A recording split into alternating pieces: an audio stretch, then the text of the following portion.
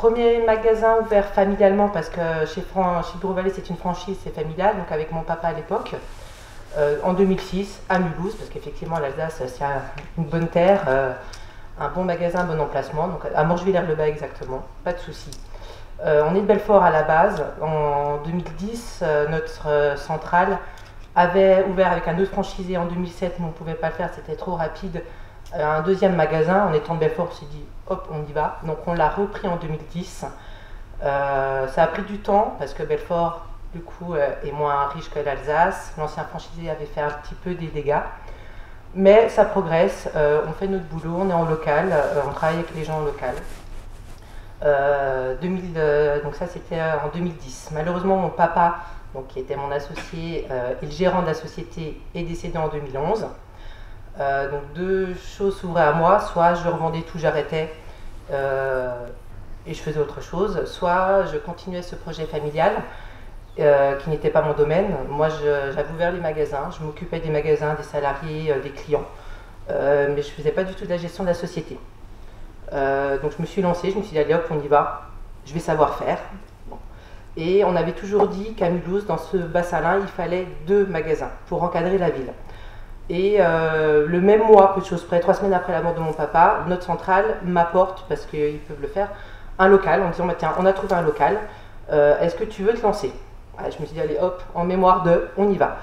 Sauf que l'Alsace est très accueillante, mais aussi fait beaucoup de répartition, et entre Morgevillers et Wittenheim, 10 km, une autoroute au milieu.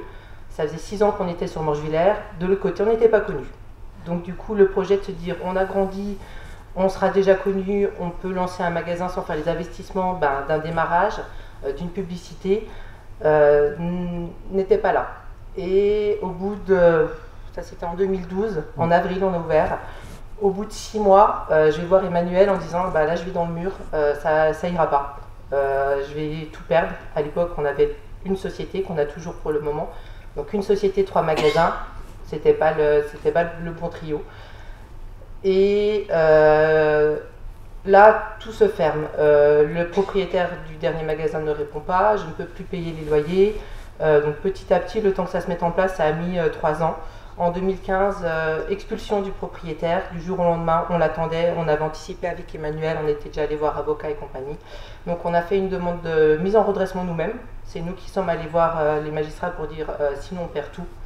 Le souci est qu'on a eu un redressement complet de la société au lieu d'avoir une fermeture administrative du dernier point de vente. Donc on avait 3 magasins, on avait à l'époque ça devait être 12 salariés, et donc en gros on perdait tout. Là, c'était en juillet 2015, donc le redressement en octobre 2015. Toutes les portes se ferment, la banque en premier, banque historique, plus de nouvelles, plus de contacts, pas de carte d'entreprise, plus de chéquier, plus de conseillers.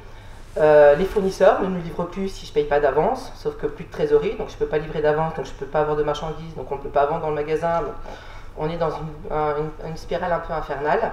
Et dernier coup de théâtre, effectivement, les leasers donc, voulaient reprendre les copieurs des magasins, comme on a un espace libre-service, mais surtout nos véhicules de fonction, camions, mais ça allait, et ma voiture de fonction, qui était aussi ma voiture personnelle, étant donné que je faisais les livraisons entre les magasins. Je jouais au pompier sur 3 magasins, alors que ce n'est pas du tout mon métier. Donc je faisais quelque chose que je ne savais pas du tout faire et je le faisais mal. Et donc j'appelle Emmanuel en disant, voilà, encore une mauvaise nouvelle, je devais être en pleurs, je pense, ce jour-là, en disant, demain je suis à pied, en gros j'ai vraiment plus rien. Et là Emmanuel me dit, pas de souci, je vous rappelle. Okay. Et effectivement, très rapidement, ça n'a même pas fait, je pense, une semaine, où là il me dit, pas de souci, hop, il me parle de capital initiative, mais très rapidement, sans trop m'expliquer, je pense que de toute façon j'aurais pas été capable de tout entendre à l'époque.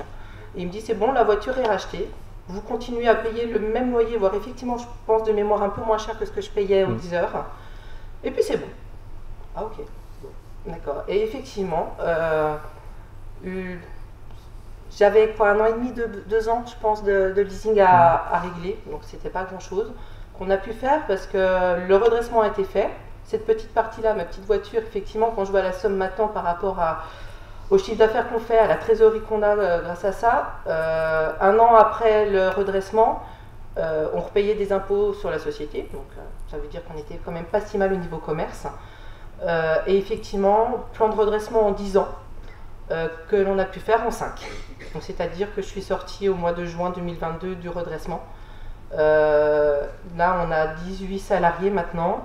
On est revenu à 2 magasins parce que le dernier a été racheté par ma centrale. Reste un magasin Bureau Vallée, mais qui n'est plus franchisé. Je suis sur 2 magasins. Je fais mon métier de commerçante.